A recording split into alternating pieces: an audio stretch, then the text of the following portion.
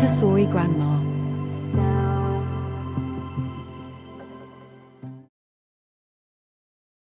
Episode 35. Cosmic Education and Interdependence. Cosmic Education and Interdependence, a Montessori lesson presented by Geeta Vijayachandran. Cosmic education is an essential part of the Montessori method of education. It is a way of presenting the universe to children. This helps in providing children with a vision of the interconnectedness of everything in the world. This approach to education is based on the idea that all things are interconnected. Each living thing has a specific role or cosmic task to carry out. What is the basis of cosmic education? It is the interconnectedness of all things that form the basis of cosmic education. The Montessori approach to cosmic education involves introducing children to the universe in a way that is both engaging and meaningful. This is achieved through a variety of activities and lessons, including exploring different cultures, studying the natural world, and learning about the universe itself. It is important to recognize that it is not a subjective lesson that is taught in the Montessori classroom, but it is a way of thinking and approaching the world that is integrated into every aspect of the Montessori curriculum. Through cosmic education, children are encouraged to develop a sense of wonder and curiosity about the world around them. They're taught to appreciate the beauty and complexity of the universe. They also will recognize the interconnectedness of all things. Cosmic education is a fundamental concept in Montessori lower elementary level. It is an interdisciplinary approach that aims to provide children with a holistic view of the universe and their place in it. At the core of cosmic education is the idea that everything in the universe is interconnected and interdependent. This means that everything from the smallest atom to the largest galaxy is connected in some way. By introducing children to this way of thinking, they develop a sense of wonder and awe towards the world around them. In the Montessori classroom, cosmic education is typically presented using a variety of materials and activities. These include maps, timelines, and models. These tools help children to visualize the universe and its various components. Through cosmic education, children learn about the origins of the universe, the formation of the earth, the diversity of life on our planet, and the role that humans play in shaping the world. This knowledge is presented in a context that helps children to see the interconnectedness of all things. One of the key goals of cosmic education is to inspire a love of learning and a sense of curiosity in children. By presenting the world in such a grand and interconnected way, children are motivated to ask questions, explore new topics, and engage in independent research.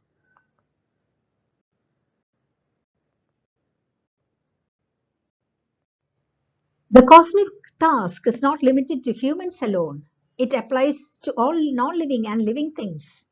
Each agent has a specific function that contributes to the balance and harmony of the ecosystem. Through cosmic education, children are introduced to the idea of cosmic task, which emphasizes the importance of each living thing's unique function in the cosmic plan. Cosmic education is a powerful tool that helps children to develop a deep understanding of the world around them. As a result, children are engaged to find meaning and purpose in their lives, and they develop a sense of respect for all living things. It helps them become responsible global citizens. We introduce the interdependence of cosmic agents. There is a chart that is used to introduce a lesson. There is a worksheet to fill in. As a follow on, there are two games. The first is called the pyramid, and the second is the web.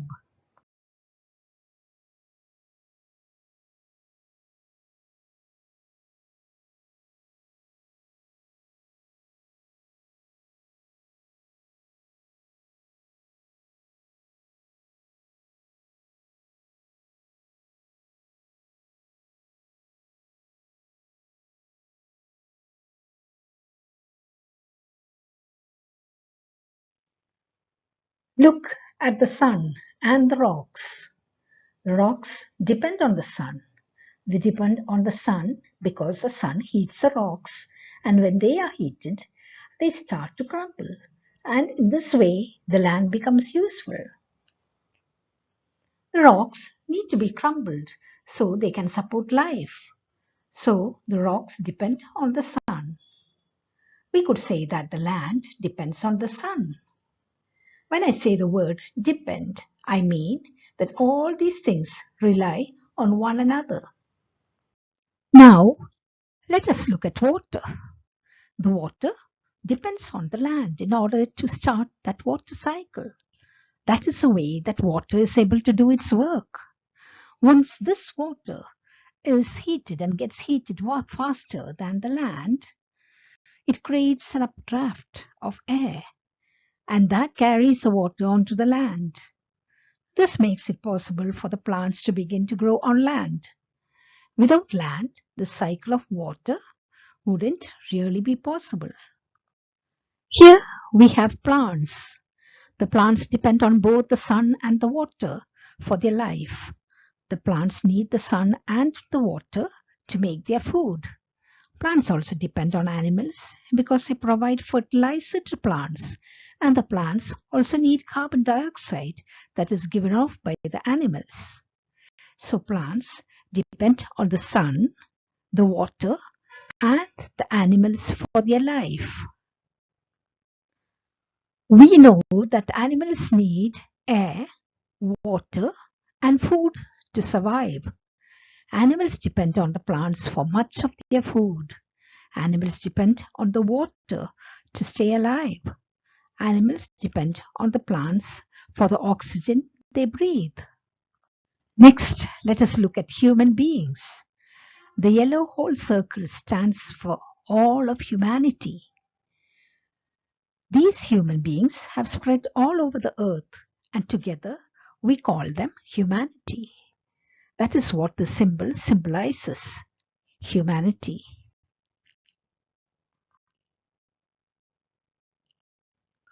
Do humans depend on plants and animals? We know that people depend on plants. We need plants for our food, and plants in turn depend on the animals. Many of us use animals for food and for cattle work. So, animals provide the food for us to live. Water. Human beings also need water to survive, so we depend on water. But plants and animals also depend on human beings. I wonder why that might be. That is because human beings have traveled all over the world, and when they travel, they take plants and animals with them. Plants and animals need people to spread them all around the earth. For example, we know that cows or horses first started in Central Asia.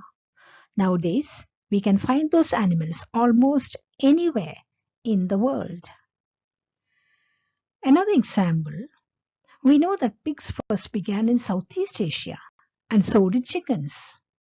But if we think about the world now, we could find pigs and chickens almost anywhere on the earth. Because human beings are one of the most adaptable animals, they have spread pretty much all over the earth. Wherever human beings have gone, they have taken the plants and the animals with them. They have taken them from where they were originally from to other places. In this way, human beings have helped to spread the animals and the plants across the earth. That's why we can say that plants and animals depend on human beings. I can give you some more examples too. Did you know that corn was originally found in Mexico? And then it crossed oceans to Europe. Some people think corn would have died out if human beings didn't plant those seeds. There are other plants like that too, like beans, potatoes, and tomatoes. All those plants were taken from the Americas to Europe by people who were exploring the earth. There are some other plants too. We know cherries and grapes first appeared in those ancient civilizations like the Fertile Crescent. These fruits were carried around the earth by humans and it ended up being far away from the river valley, which is where they were originally from. We also know that wheat originated from the river valley region. And again, if people did not remove the seeds, then wheat would have died out. So, it is because of human beings that we still have wheat and corn on the earth. In a way, we could look at human beings and consider them as very active agents of change here on earth.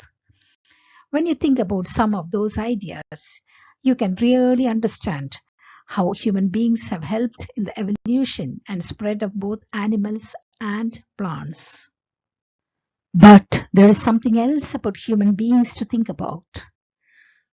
When we think about all the human beings that have lived their lives on the earth, we think about all the things that have happened.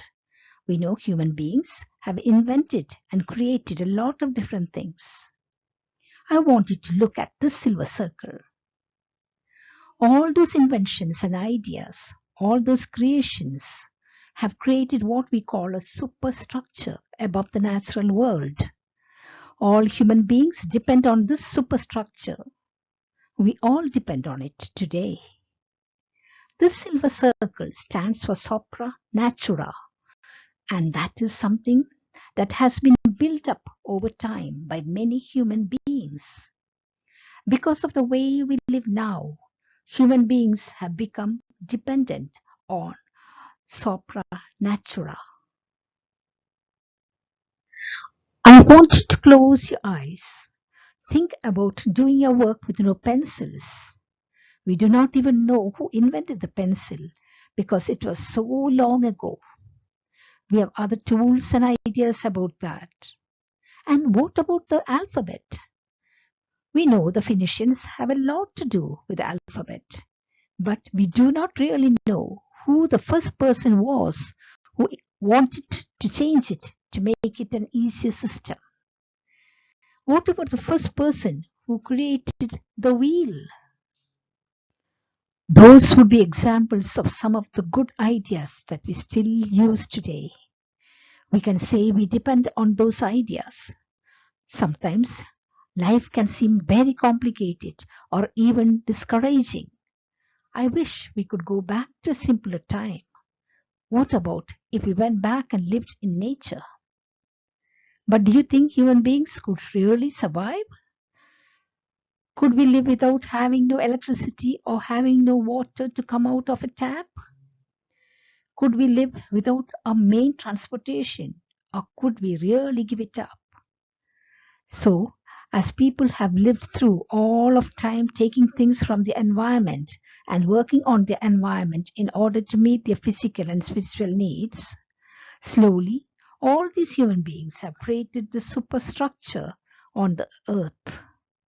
This superstructure has taken the place of the physical environment in order to sustain our lives.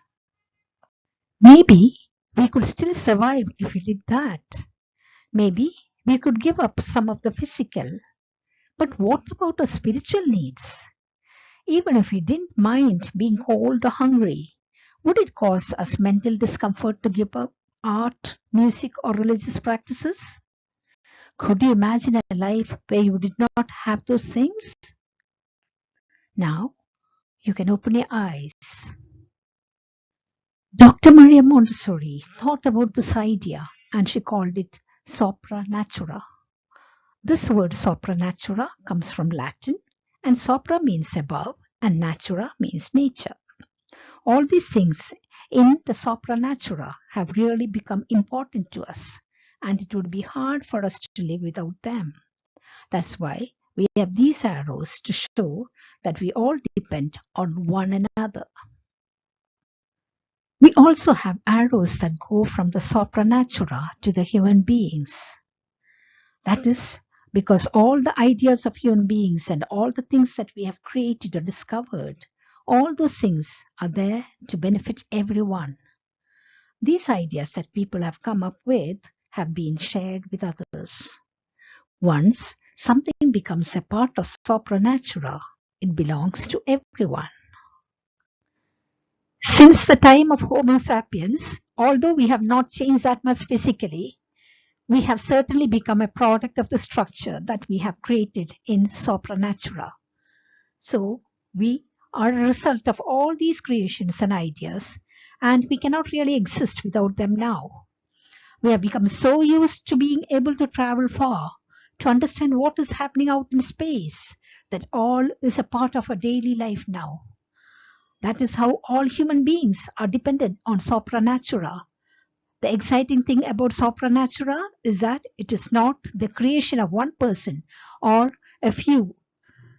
Sopranatura is the creation of many, many people over a very long time.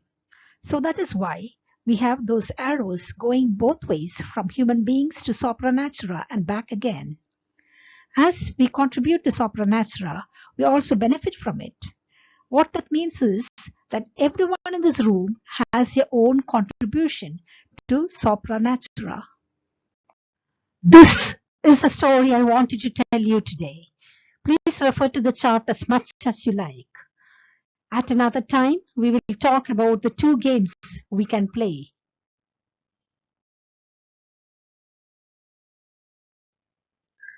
Thank you for watching. This is Geeta Vijaychandran signing off.